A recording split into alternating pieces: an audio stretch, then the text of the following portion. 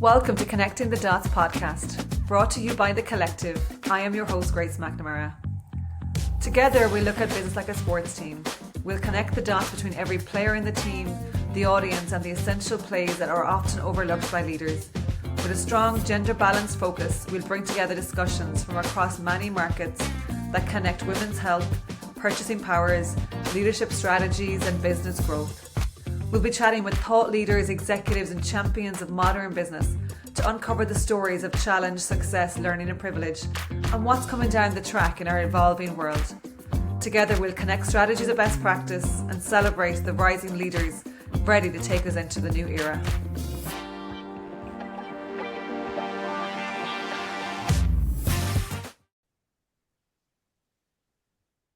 Hello and welcome.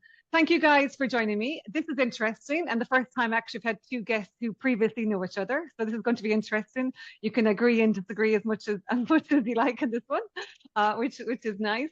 But let's get straight into it. We have a lot to talk, a lot to cover, and a lot of interesting topics that you guys have done in your career and have experience on, which I want to tease into. So let's go first. Maybe Pinky, connect the dots for us from where you started in your career to where you are today, and what are you doing? And I love it, by the way, as well. So just a well done before we get started. But go for it. Enlighten us and entertain our listeners. Thanks for having me on, Grace. I really appreciate it. So where I started, wow, this is a long journey, so I hope you've got lots of time. I started off in the healthcare and retail sector. So I'm an optometrist by profession. So I have a science background. And I guess for me, what really stood out was I was really good at holding conversations and that listening ability to hold a room. And so from that, I transitioned to a leadership coach, really working with senior executives, C-suite, really finding out more about their pain points and what keeps them awake at night. What I discovered over the time was the main issues that people were struggling with were the fact that their careers were being held back. And it wasn't just the fact that it was, other people within the workplace. It was themselves as well. So what I decided to do was create Netwomen, which I created in 2020. And that's all about a community to help support women, to help them come together, to help them realize their full potential, which is collaboration. And our mission is to bridge that gender gap. So we're all about moving the needle on gender equality by creating that 50-50 split at the top to create that sustainable future for all. And then obviously my passion for sports and fitness and wellness has come into this along the journey. And I'll tell you a bit more about my sports background as a child. But a lot of the work that we're doing has got to do with the systems that we're in as well. So I've created an inclusive leadership program, which helps managers and teams to help train them with leadership skills as well. I love it. And that system approach is quite important. We've had a number of guests on the podcast talking about the system, and where the system is and the system approach to change and making sure it's fit for purpose for the future. So we'll definitely come back to that. But thank you, Pinky. Dave Stalker, tell us, where did you start and where are you today? Yeah, well, one thing's for certain is I'm the least professional person on this particular podcast, and also by some distance the eldest. So to put my career into a really quick flash, and born and brought up in Kenya, only relevant in as much as when I came to the UK in '89, I had no skill set whatsoever for this country, but was into my health and fitness largely through rugby. So was I really interested in my health and fitness?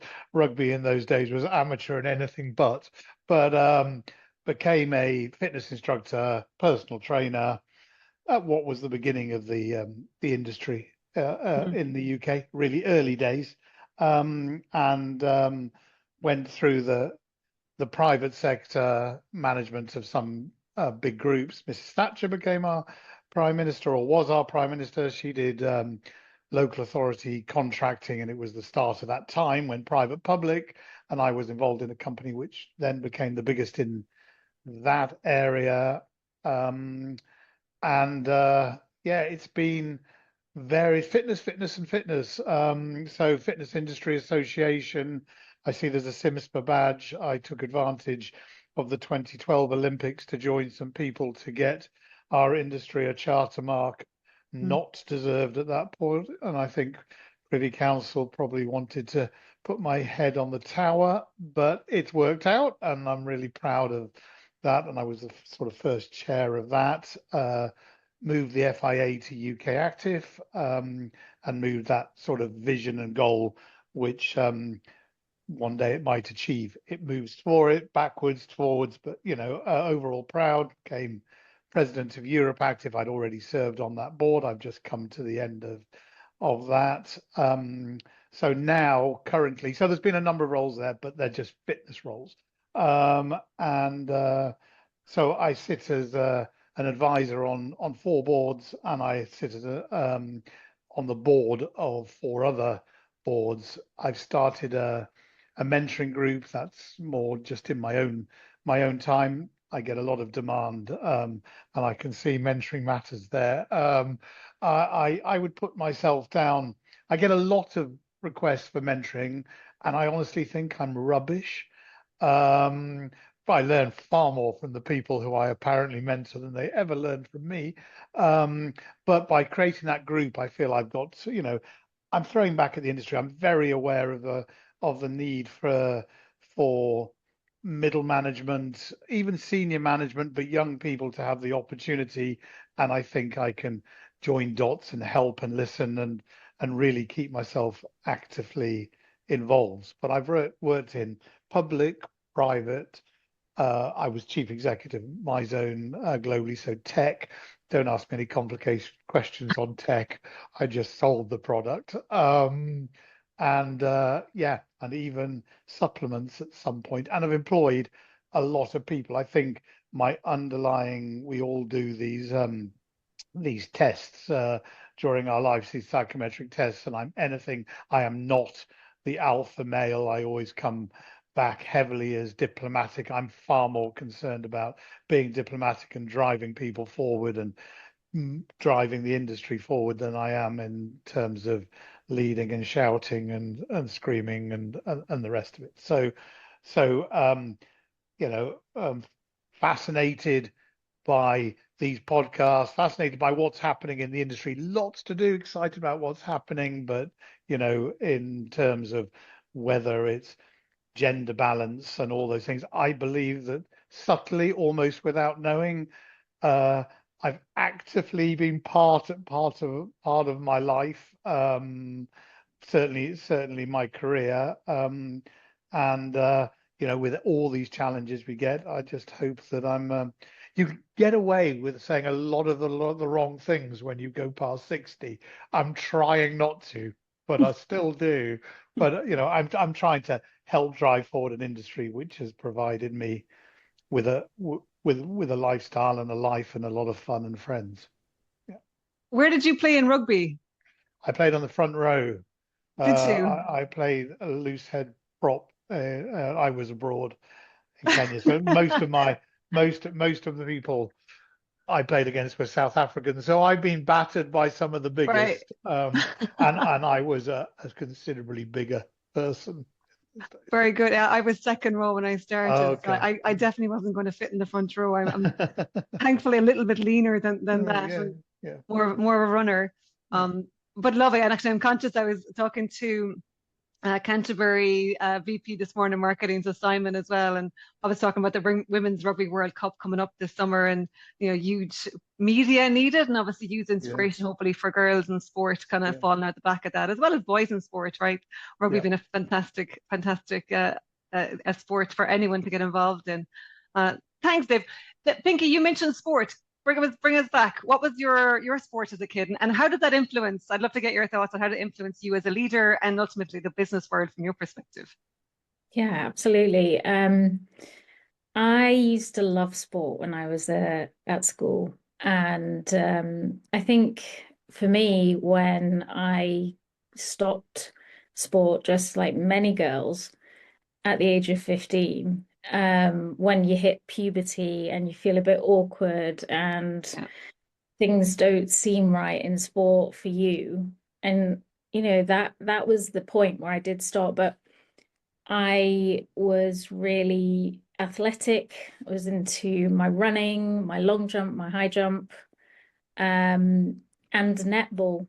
So netball was my thing. I was Good. play for the school, and I was goal attack and or goal shooter, depending on where they wanted to put me. And yeah, it was great fun. However, like I said, puberty is a massive point in a girl's life that affects the way that they play sport, it affects the performance, it affects everything really, Yeah.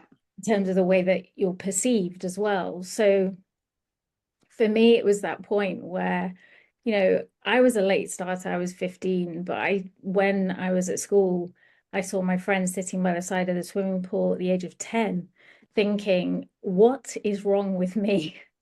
How come I'm not sitting by the side of the pool? There's something wrong here. So that really made me think about that. But then after I finished university, I went back into working out. I started going to the gym, I started running, Pilates, started doing more classes, and just fitness has been a huge part of my life. And I feel like, to your point about what sport, why sport, and what's important about it, I think it's an enabler, isn't it, for everybody. I think it shows how to be a good team player. It helps you be more resilient. It really helps, I think, in leadership. It helps with confidence. It helps with self-esteem. I really think that if we as women or girls continued playing sport, from a very young age, we'd stand so much stronger in leadership positions. And I think that really makes an impact in, just generally in yourself as well as in workplaces as well. So I think that's really important for me to really help gain that understanding more about what's happening there. Why is it that girls are not getting supported when they need the support when they're young, and they could actually, they don't necessarily have to be world champions, but that physical activity part, it's so important. It should be part of, the day to day for girls, Yeah. as it's for boys. There shouldn't be a difference. Yeah, the statistics around kids and activity is stark. And yeah, the difference between girls drop out, earlier, as well as 6 times more girls drop out of sports at that teenage years. Like puberty is, I mean, thank God I'm not back there. And thank God we didn't have social media and camera phones during that phase. I mean, I had a few dodgy haircuts at the back in those days, which is bad enough but everything else to go with it. It's just crazy. And you mentioned a whole bunch of skills there. Like that's business, that's leadership, right? So yeah, if we've and it's no surprise, EY, the report I saw was 94% of women in leadership would associate themselves as athletes. And that's probably a similar statistic for male in leadership as well. So no surprise, you learn resilience, you learn communication, you learn teamwork, you learn all of that, self-esteem and confidence. That's like you need all those things for leadership. It's a no-brainer, right? So yeah, it's important, I think, that we can continue to have kids active in sport.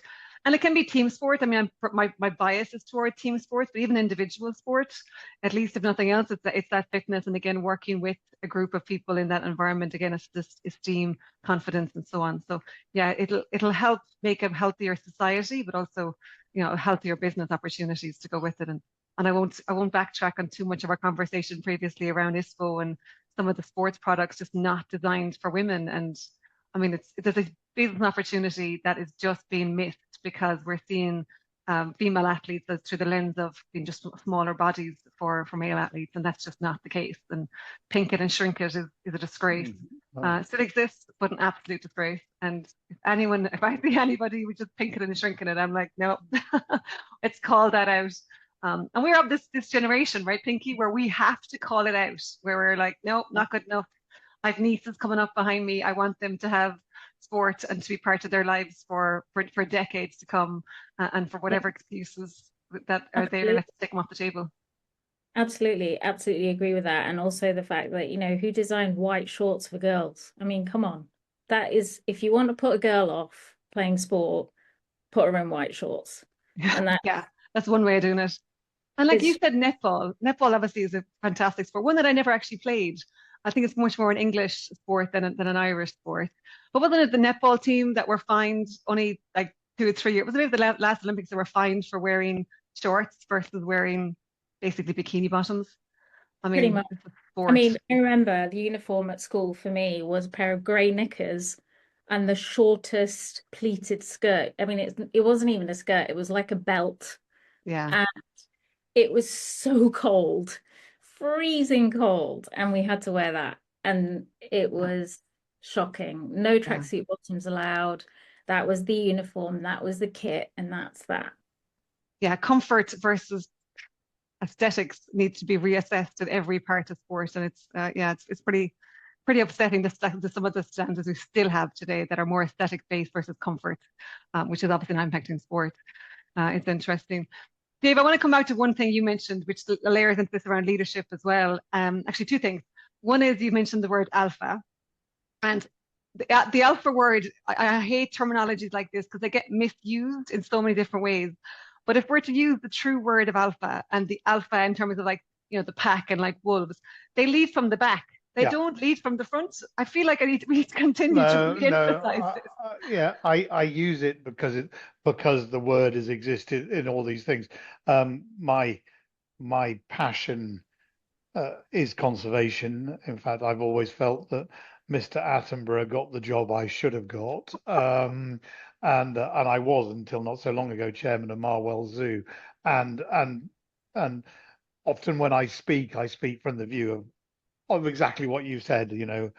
Elephants lead from the front. Alpha male lead from the back. It's just the word that we've decided we've decided to put on, which immediately gives someone the wrong, I think, gives the impression of someone which they then think is right, but isn't necessarily, just because they are this alpha person, the leader or the right leader, or those are the qualities necessary to be a leader. They all, you can be in a room of men and you can see them bristle with satisfaction when they see that they've been branded across on this this side of it. And I sit there and I think, well, use the strengths of that, but really what you need to be focusing on is all the other bits which are in your personality, but you're letting this side dominate. And if you really were an alpha male, to go back to what you said,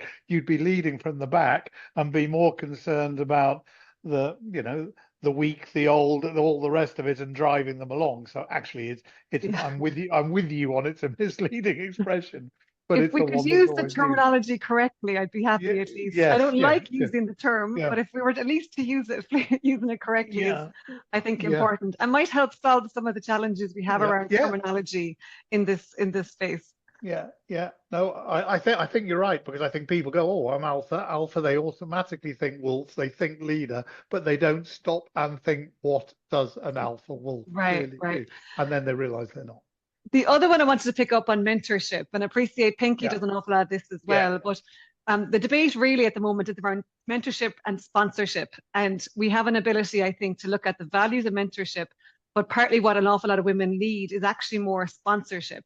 Because to your point, a lot of the time that room, that table might not be where that person is at, and to get in there is not due to qualifications or competency. It's often due to someone saying, actually, the person who's going to be the expert in this, or well able to be the future expert in this, or the contributing leader is not in the room today. So have you had one of those conversations around mentorship versus sponsorship in relation to professional career development?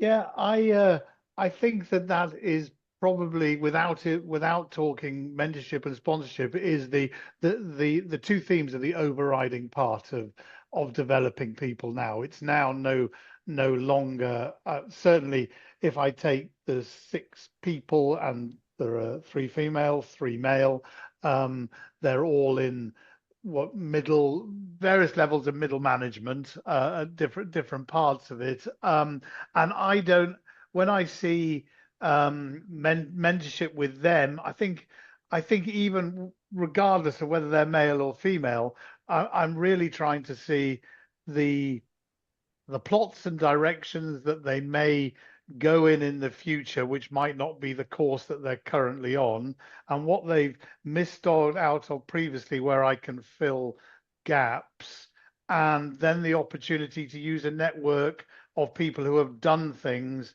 to help and educate those people. My view is, my role is firstly to look for people regardless, well, who come to me, but they're regardless of sex, age, or whatever, who really want to make a difference to the world we live in. And for whatever reason, and it might be because they didn't take part in school, so they aren't natural school sports, so they're not naturally a leader in that way, but they are in their hearts, just to try and find a way of bringing them out, or they've stopped work to have a family and dropped ridiculously down on the where does it go next, to say, well, we get back in exactly where we were or ahead, because you've got, and just try and shape that up and make it happen. And for guys, I think that a lot of guys are sitting there pretending that they have the confidence and belief. It's always the two things. The thousands of interviews that I've had or taken with both men and women, and I can tell the big riding difference between them is that 99% of the interviews, when I've interviewed women, they've been honest and completely upfront. And it's been true. And if you ask the question, can you do this or can you do that, and they can't, they say no, but I mean, and I would say 99% of the interviews I've had with men, they can do everything regardless. So it's actually trying to give the everybody the strengths, one set to give them the strengths to understand what they can't do and how can we get there and do it, and give them the confidence and belief they can, and the others to have the confidence and belief that they can't do those things that they're saying. And so let's accept that and bring that forward, and develop it. And I think that's always been part of it. When I look back at my career and I look back at the people who I've worked with or employed, it's been a pretty equal gender balance. In fact, it would, I think, in the industry, this industry would be odd in terms of looking at it. But I don't, it's, mentorship or sponsorship. I just want them to use me in whatever way is possible that I can help them make the most of whatever it is that they want to achieve. That's all I want them to do. Yeah. Pinky, what do you reckon? Add on to that for me from your perspective, mentorship, sponsorship. I think they're very different. I think that mentorship is, I think both are needed. And I think mentorship is definitely something that I'm very keen on. I've got mentors and coaches myself, and I know that they're both required. But I'm slightly different because I have my own business. If you're in a workplace and you have obviously two barriers, you've got the glass ceiling and you've got the system against you. Those are biases that you can't control. But what can help you is a sponsor in that organization that's able to stand up for you in a room where you're not able to make those decisions. So say, for instance, you've got somebody like yourself, Dave, who is obviously in a position of power and able to make those decisions for that person. And you've got somebody in middle management who you think is really smart, very progressive, probably ready to be promoted and go to the next step. Then you're the person that can stand in that room and make that decision and say, I think Grace needs to be promoted because of X, Y, Z, So I think, those things are really valuable. And I think people mix them up a little bit, get a bit confused. But they all have their separate roles and they're all very necessary, I think. Mhm. And then to add in coaching to that, which also gets confused with mentorship. So we have mentorship, coaching, and sponsorship, all very different, all very necessary, possibly at different times, but for different reasons and outcomes. Very different outcomes. But actually, the people get confused between the three. So No one more than me, because because I listen to that and it's so clear. It's so clear when you describe it, and I said I mentor these people. I feel that I'm sort of the jack of all trades and the master at none. So I sort of end up I would like to think that I've definitely spotted talent and people and moved them through and said, you need to move on this journey with or without us. And I need to help you. If it's without us because we can't do it, I'm going to find something because you're full of talent and opportunity. I believe that I've done that. And then mentorship in more the traditional way. In terms of coaching, no, I wouldn't say that is a strength, because what I try and teach is my way of doing things, and actually I would say there isn't a coaching book which would say that that's the correct method, so best avoided. yeah, we leave the coaching up to Pinky. Exactly right. To 100%. 100%. Yeah, I'm the same as you in that one. I'm happy to mentor and encourage and give people a kick in the ass when they need it, but coaching them through might be different. Yeah. I think that's really interesting, though, that, in sports and fitness, we have, 80% of championship teams have got transformational coaches.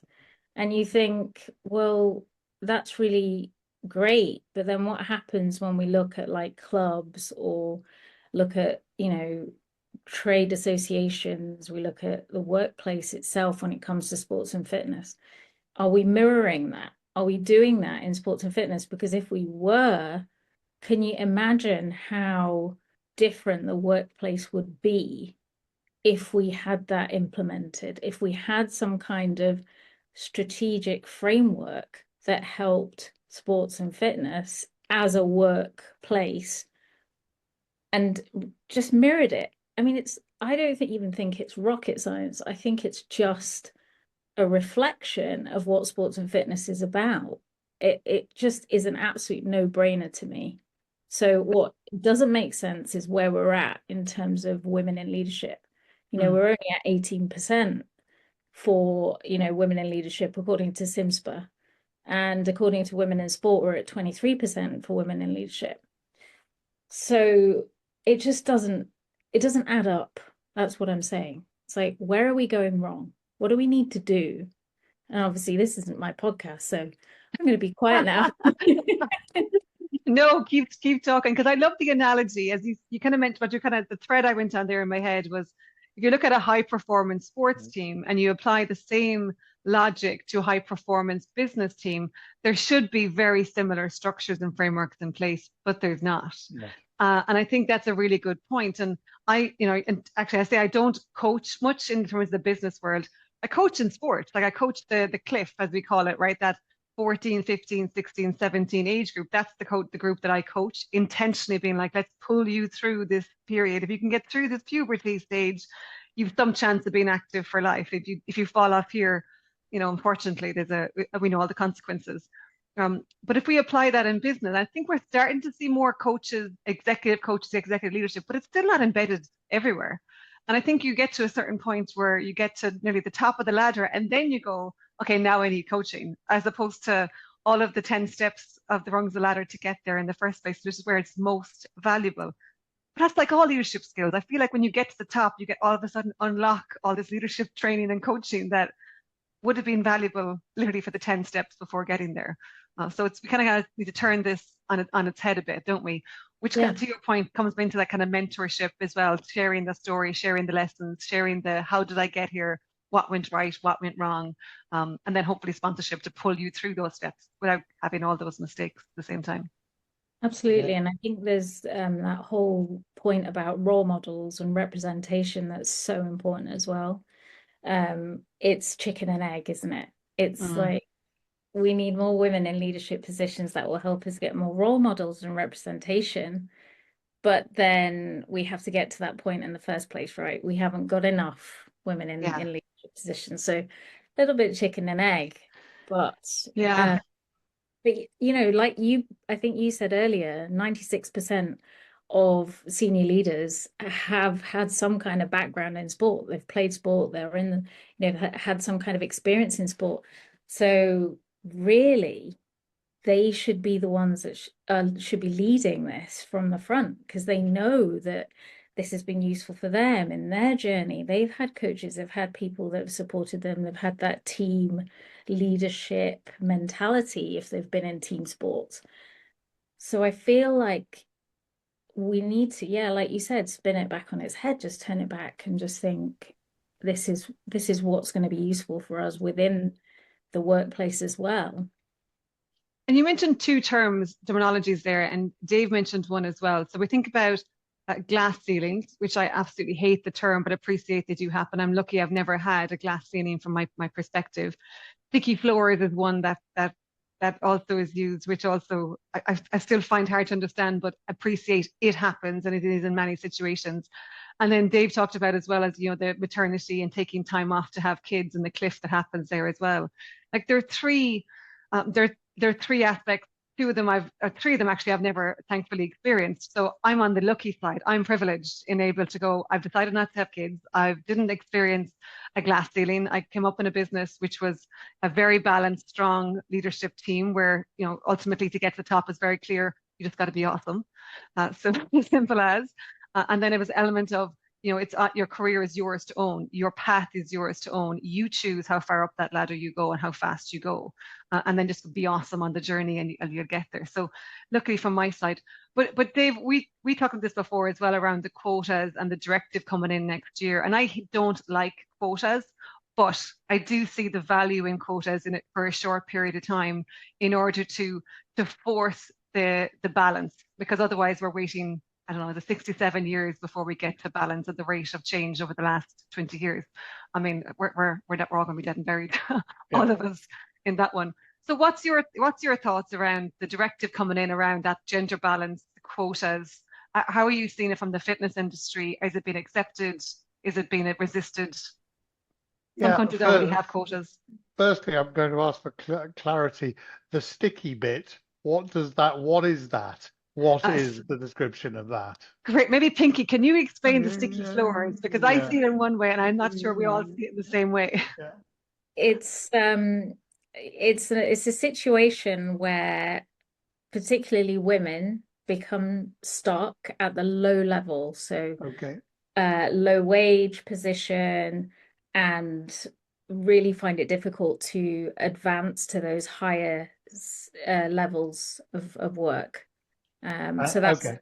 And that has been particularly statistically looked at. That has been particularly female biased in terms. Okay, yeah. I've got that now. Before I said, it's an interesting term as well. Yeah, I think with it as well.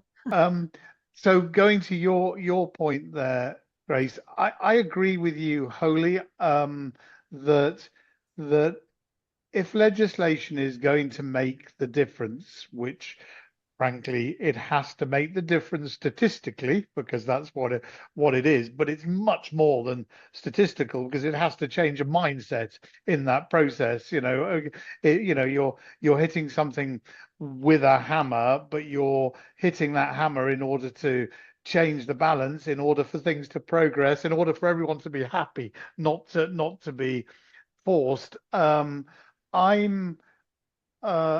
I guess a little bit disappointed that it's come to that. Mm-hmm. You know, that discussions that have been had for so long, and there aren't many people even in the all boys chat who are not, you know, who I have conversations that I have. So that might be that limited the people who I surround myself with, who are not all totally, you know, totally for let's write, because it moved to a kind of best person for the job, but that doesn't work either, because it's not necessarily best person for the job, because people might have had times out for children. Why should they be stopping? The people aren't looking at the potential within that person and actually bringing them forward. The best person for that job might be sitting down there without those qualifications currently, and we need to move them forward. So the challenge seems to have become that people are recruiting, not surprisingly, against immediate effect of commercial outcome, bottom line, EBITDA. Someone comes in hugely experienced, don't have to help them in any way, and so on and so forth. So they've missed the opportunity. So legislation comes in to change that, and it's insulting that it's coming in through this industry, because if I take from an operating point of view and I look back at my career, hands down the best operators, senior operators and directors I've worked with have been, as a percentage, have been at least 50-60% women, which is way off the percentage of the workforce they were there. And if I was to look at the those senior leaders in our industry, and if you were to say, okay, Dave, name the 10 people that in our industry who you think are having the biggest impact and making the biggest difference and the most professional, 50% of those I know off the cuff would definitely be women, but we're still not getting to the numbers who are raising around the table. So this kind of got to happen, and I find it a bit disappointing that not that we're not there, but that we're so far off being there, I think. Well, it's interesting what you said there around the best person for the job, because I do actually agree with the best person for the job, but I find that we all live in echo chambers, and you talk about the boys chat there, and obviously I'm in a woman's chat and so on. We all live in echo chambers because there's only so many contacts and information and channels we can be in at the one time. But I find it that we limit ourselves to who's in our network, or who's within ultimately a very close proximity to that network. And give you the example, like FIBO was a good example where, I got contacted by one of the stage organizers being like, I can't find women speakers. And I'm like, who have you asked? And he's like, I've asked loads of companies. I'm like, who have you asked? Because give me 24 hours and I will happily introduce you to 15 phenomenal speakers across any topic you want. And to be fair, I presented 8 literally within 12 hours, which was quite easy to find, all executives, all phenomenally qualified, all well able to speak, and so on. So that wasn't difficult because I'm in a different echo chamber. And I think we just need to accept we live in echo chambers, and sometimes we are blinded by what we see in front of us. And like you talked about there, the best people you've worked with are, 50-50. If you haven't worked with 50-50, you're going to see the best people you worked with, 9 of them might be men, if you've only worked with 90% male. Whereas, they miss an opportunity. So what I would love to take away is that we all live in echo chambers. Nothing wrong with that. It's just being conscious that if you don't have a list of 10, potential board directors in your ecosystem, that's okay. It just means your echo chamber doesn't have 10, females that you see as being board director potentials, but they are there. And that's one of the reasons why we started the podcast, actually, Dave. It was Herman actually who asked me last year about celebrating, the great leaders in the industry. I was like, I don't know who they are because I'm not in the industry, in the weeds of it. I was like, I cannot name all of the leaders in the industry. I don't think anyone can. So part of this podcast was creating visibility of who are, the leaders, male and female, who are the leaders outside the industry that have interest in the industry and coming into it as well. So I just like people to recognize the echo chambers that we live in, the bubbles that we live in, and being intentional to open up different echo chambers and different bubbles.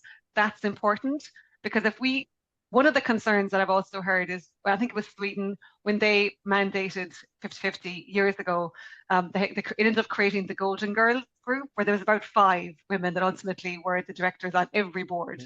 And hence they were qualified and competent and kind of kept others out, because they were like, yeah, sure, I'd be on the board. And, they said yes, but others didn't. So there's a bit more intentionality needed here, that we don't create the Golden Girls, group again. We have phenomenally qualified, and we'll talk about the qualifications in a moment. Qualifications, experience, diversity of thought, diversity of experience, all of that is possible, but it's not visible as much. So we have to create some intentionality around that visibility so that, Dave and your boards get to 50-50, but with quality, competent, the right skill set and the right person for their job. Is not just a tokenism of, oh, you have to be a woman. Let's bring on, we have to get another 5 on the board. Let's bring in 5 women who happen to be in our ecosystem. That's not the way to do it. But you'd like to think that if you're running any organization, or you're a senior or a board member in any organization, that if I'm looking to recruit regardless into a position, and we did mention best person for the job, I actually think that what we often do is say best person for the job, but we don't think about where the job might go and the way that the business might grow and actually the potential of that person. But that's skims the point. To be honest, Grace, I would almost certainly, if I was looking, say, actually, I'm going to give Grace a call and see if she knows anybody who might be interested in this type of thing. Or I would give Jennifer a call, because I would be interested. It would be odd not to. And going to your FIBO analogy, I put for the first time, I put forward some leading female speakers, and I'll skip the names, but 2 of them came back to me and said to me, are you asking me just because I'm a female speaker? And it hadn't crossed my mind. I hadn't approached them for that reason at all. I'd suggested them because I thought they were the best at it. I'm hardly going to go down as the world's greatest sensitive soul, but I was stumped by it, because I thought, gosh, because they were asking me the question for exactly the right reason. They didn't want to be ticking a box, but I was thinking, gosh, it's a shame that they think that they know me, that would be possibly why I would. And we'll get through this phase, I think, when we're acknowledged for being experts in whatever we're experts in, but there's a bit of transition. And likewise, just for those listening, there's a number of us, and Pinky, you have a network as well, right, absolutely, of competent, qualified, accomplished women. So regardless of where you are in the world, regardless of what skill set you're looking for, to get a good candidate pool, reach out. We're genuinely happy to support, connecting, recommending, referring. And this is not a recruitment industry that we're running. This is just us being good citizens, that we want an industry that grows and a world that's healthier. So we're happy to support in whatever shape or form we can do that. Yeah, agreed. And also it's about collaboration, isn't it? Not about competition.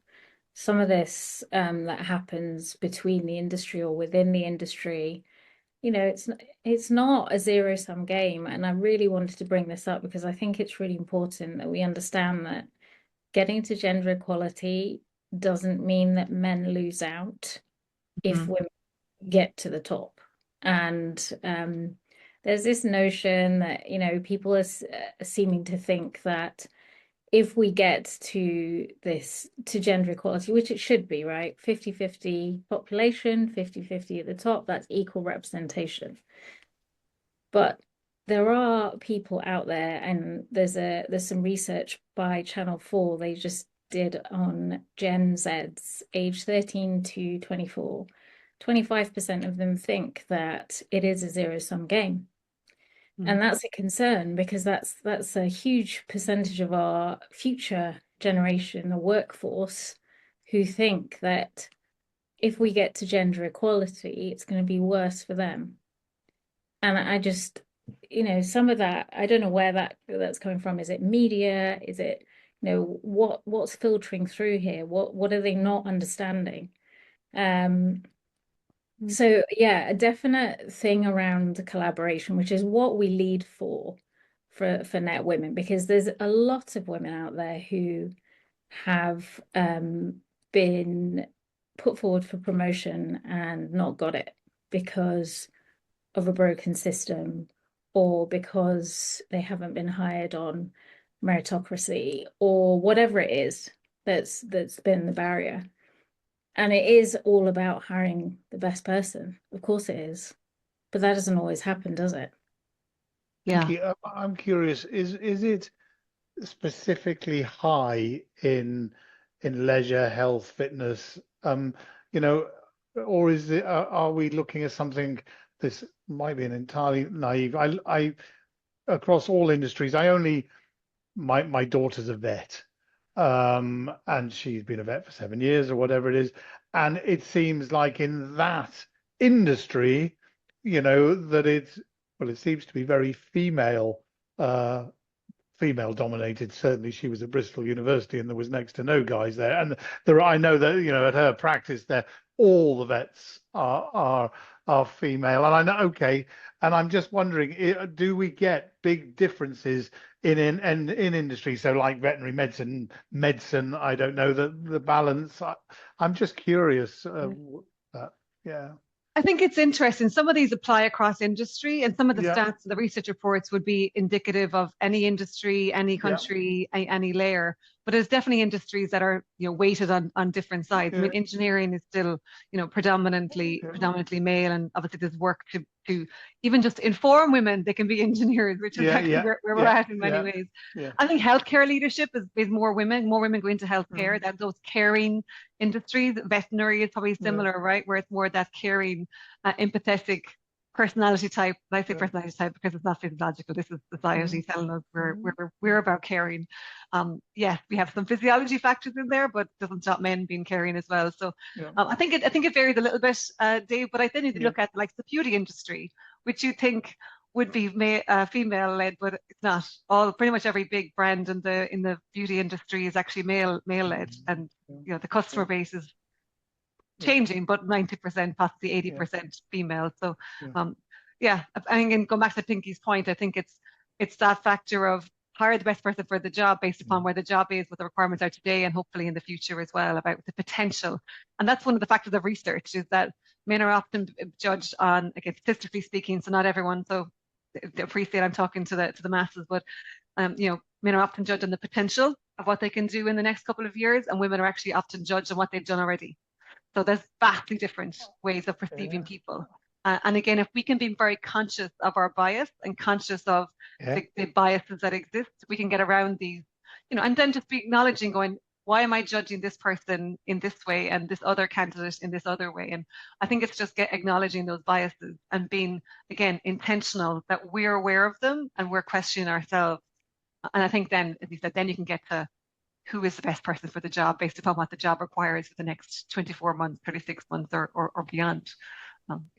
I really agree with that. And going back to the point, and Pinky, you said about coaching, and we all, sports and the rest of it. And we would question ourselves more on why we're employing people if we were coached more ourselves. And it's funny because you spoke, I was at a meeting yesterday with somebody looking, because I've gone out now thinking, okay, I'm at this stage, I'm 61, I'm now in these roles, and I find myself looking at being coached now, which is great, except I wasn't coached previously.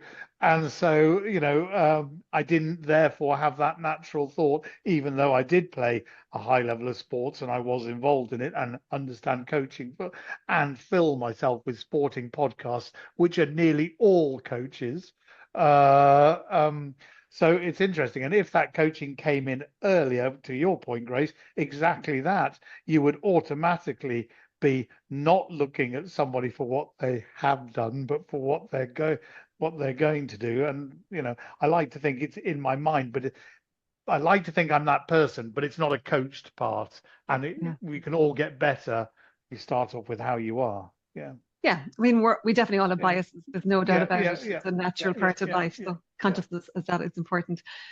Question for you, Pinky, in relation to the world and as you see it, and as you're coaching and as you're mentoring and all with your network and everything else, what's the most exciting, the space or change that you're seeing right now in order to get to a gender balanced world, and again, pick an industry or any industry or just in general? What is exciting? What's working? I think what's really exciting is that we haven't necessarily been working with sports and fitness and wellness up to this point. probably the last year we focused more on that industry. So what I can talk about is what's happened in one of the engineering firms that I've worked with. And Great. because we offer a career accelerator program, which is specific for women, and because it's a 12-month program, we can actually get some metrics from it. We've got some data from it. And from that, what's happened is retention's gone up. So it's gone up by 10%. And that's in 12 months. So what we're finding is that we look at industries and we look at companies individually, and we look at how we can change that. How do we change the status quo? How do we move the needle? And I think a lot of that work comes from the inside, and it comes from the existing talent pool that most of the companies have. So this particular company had, a specific number of women that they wanted to sponsor and put forward. They put them on the program. They worked with us. They attended the Aspiring Leaders Circle, which you've been on, Grace. And it's been, it's been a really exciting journey for us to see that happen, to see that they are getting recognition, they are getting rewarded for what they're doing. They're being seen, they're being heard. And I think that's one of the things that we're actually helping with is confidence. And how do we get that? Dave, you mentioned 50% of people that start university, they're at that level. Everybody's there at the same level. 50% at university. For healthcare, let's say, for example, because it was 50% for me when I started as an optometrist.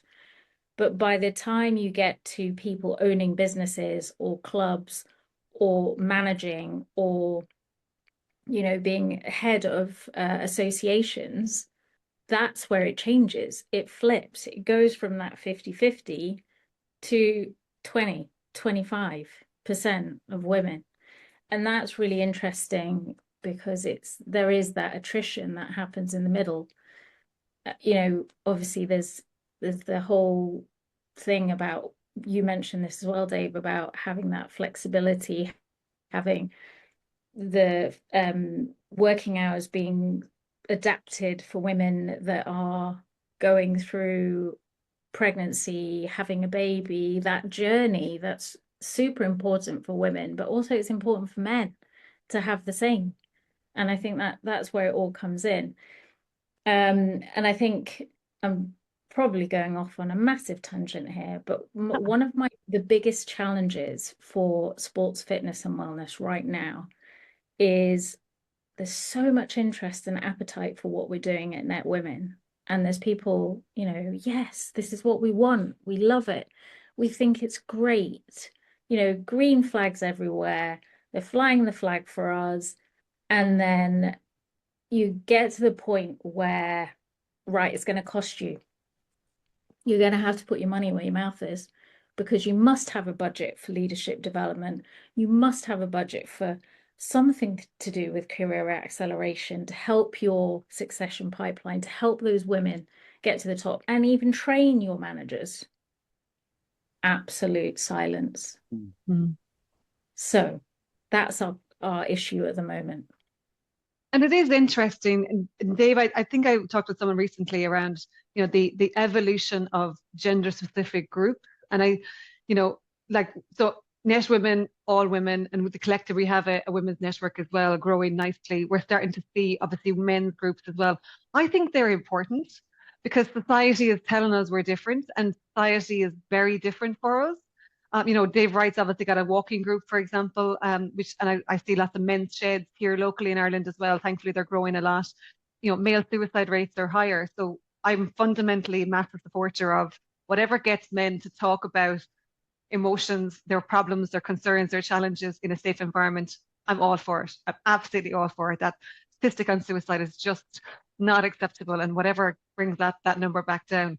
And it's the same on the female side, and you see that as well, Pinky, that element of being able to just talk a little bit more open and going, here's what I'm feeling, and here's what I don't understand, or here's what I'm experiencing. Am I gone mad? So I think it's important. And the first couple of years back, I'd have been like, what's with this? We just all need to figure out how to work together and collaborate and not have these separate divided groups. But actually, I think we do need them. I think they allow us to grow at our own pace, challenge ourselves in a safe environment, so we do get to the balance of a world that we live in and work in together. But they're interesting. Dave, what's your thoughts? Because I appreciate Yeah, it's something that's not always it understood. yeah, when I listen to, it's such a different world from just not so long ago.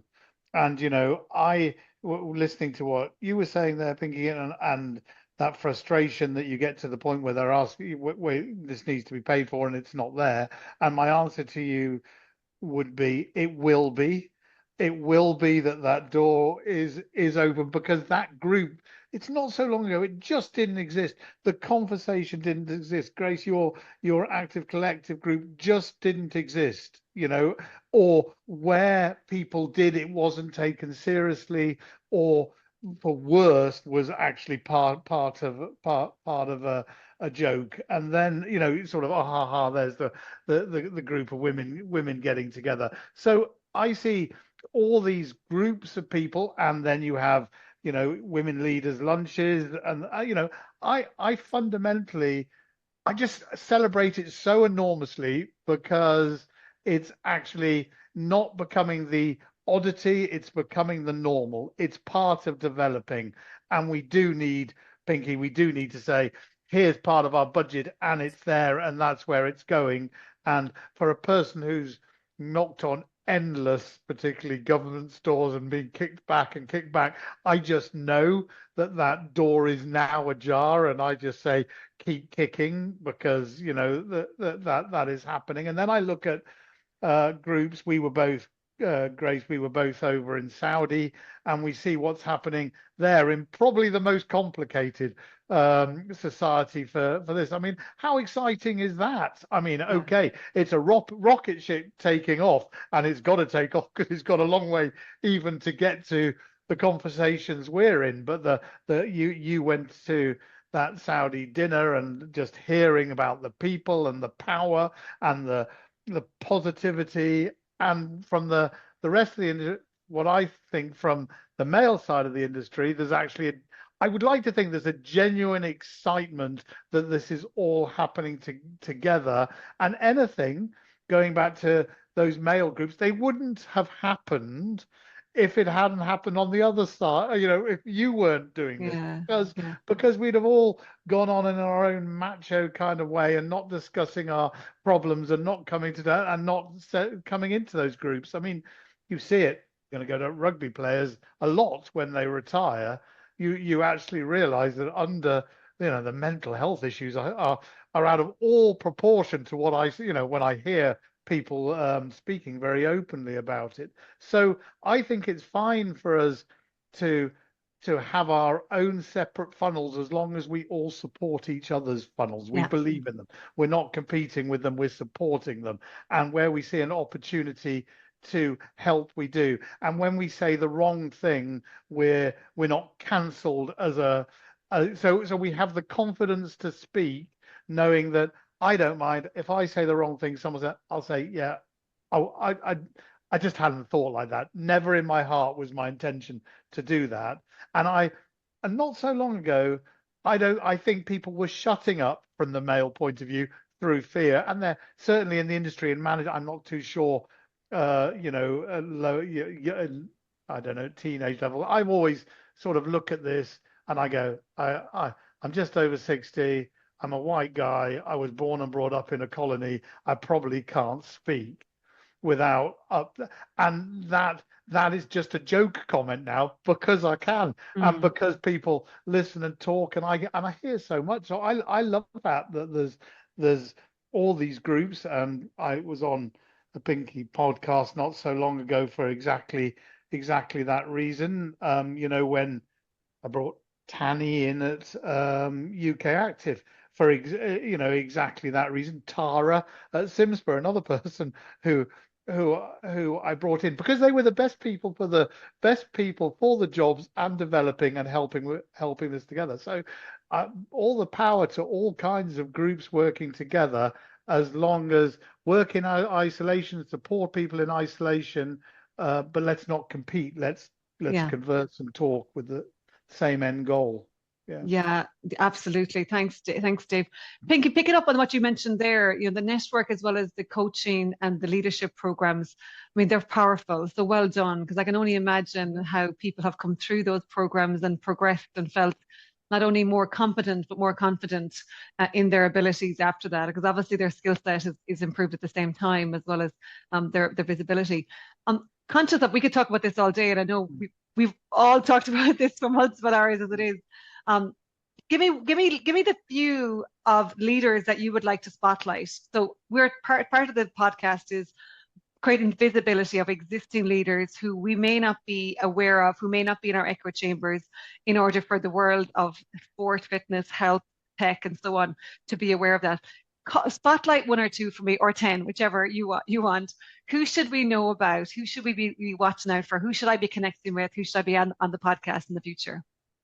That is such a difficult question. I have a list as long as my arm. I honestly couldn't say one person, but you know what? You have got such an incredible community at the collective. And I've done a podcast with Jennifer, and that was brilliant. I've done a podcast with Jessica Yami as well, also brilliant. You're coming up next week, Grace. So, no no pressure. No pressure. The bar is set high. Yeah. I have no doubt you're going to be absolutely brilliant. There's so many women out there that are doing incredible things. And I honestly feel that we all need to speak up. We all need to stand up for ourselves. You can't just sit there and keep our heads down and keep working and think that things are going to change or the needle's going to move. Because like you said, Dave, we have to collaborate. We have to come together. And there is nothing more powerful than seeing women rise together. And I think that is one of the most important things. That's one of the reasons why I created Netwomen, because I kept seeing so many women struggling with other women, and I just thought, what's going on here? This isn't right. And so, in answer to your question, it's smudgy, but there's a lot in there. Yeah, there's a lot in there. We have to break that glass ceiling. That's the only thing that I want to end with, really. I love it. Thank you. And I do appreciate the collective network. There's over 300, I think, in that WhatsApp chat now. It's an amazing group. It's absolutely, and every time someone posts their new job or their new webinar, new podcast, or new article, I'm like, epic. And I do appreciate that LinkedIn, and for those listening, Dave, you probably heard me say this before, we have an absolute huge amount of people who are modest on LinkedIn, and I'm like, I'm sick of it. Stop it. Stop it. LinkedIn is the one place where you do not need to be modest, and actually modesty serves you no benefits. You, your employer, your future employer, your fellow colleagues. So for those listening, stop. LinkedIn and modesty are not your friend. Go and actually, I'm a big believer as well as if we criticize each other, constructive criticism, we'll help each other out more. So I've been shouting at some of the women in that group going, fix your headshot. You have letters after your name, use them. You've earned them. Use the terminology, the buzzwords. Have you managed, facilitated, coordinated, led? Like these are the terminologies that an AI filter is going to look for. Just take away the modesty, because we're kind of nearly trained by society to be a little bit like, just head down, get your job done, it'll be fine. It's not fine. That's not how you get to the top of the ladder, by having your head down and not talking about it. So visibility is key. So anyway, that's my little rant. I ranted everyone in the network about their LinkedIn being up to date and being powerful and not modest. So, Dave, from your side, who are the leaders you'd like to spotlight that I should know about if I don't know them already? You will know them, but I'm amused because I sat at that hotel we were staying at the other side of the group at the end of the at FIBO, and heard you give that exact lecture to Chloe Kitch, who's one of my one of my mentor group. Honestly, almost word perfect. I heard you say those things. And Chloe, I'm going to call her out. She has up in her LinkedIn. Yeah. There you go, Chloe, and she will be a great leader of the future, I believe. I think there are so many to. With just as Pinky said, and most will be part of your group, but there are leaders like Tara Dillon, Sarah Watts, and it's extraordinary what she's done at Alliance Leisure. I mean, it really is. Yeah. And I sit on that board, and she's an extraordinary CEO. A very, Claire Rollins, who used to, well, she's CEO. So to name three, Rebecca Passmore. I imagine these are all part of that group, but honestly, it was the one. When you gave us a hint about things you were going to talk about, honestly, I was putting names down. They just flow out there. They are just there, from the enthusiasm of a Rachel Young to the professionalism of of Rebecca Passmore. There are so many. Shadan. I mean, what?